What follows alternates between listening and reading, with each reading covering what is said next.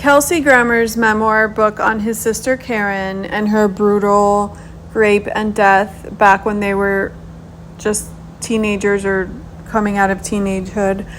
He was super close to his sister. I was excited to read his story, and and I don't like glamorizing true crime and stories like this because this is like a true story, but the thing is, the story revolves more around his life and her life and their upbringing and stuff, which I appreciate, and some of it's interesting, but I had to stop, not even quite in the middle.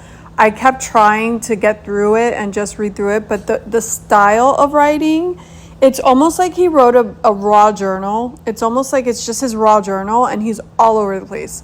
Like, it just hops around, and there's a lot of, I'll get back to this in a moment. We'll get to this later. I'm going to bring this up, but we'll get to it later. So it was a lot of that, and I just couldn't stomach it. Like, I just couldn't keep interest, and it was more about his life, his memories, and all of that. I noticed from what I've read so far, he doesn't mention his wife, Camille, which I think is interesting. I don't know if he does later. I'm assuming he doesn't. He does mention his current wife, but Camille is part of his story. So if he doesn't mention her, I think that's a disservice to us. But I definitely gave it 2 stars as far as the enjoyable perception of like reading it. The writing is not my style.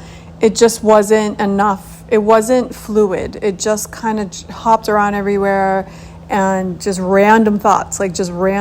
So, it is what it is. I did enjoy learning about what I did learn. I love Kelsey Grammer as an actor, and it's interesting to hear people's stories. So it was enjoyable to, learn about some stuff, but I just couldn't finish the book because I literally had more than half left, and that's too much. So sorry, like maybe 2 stars, 2.5.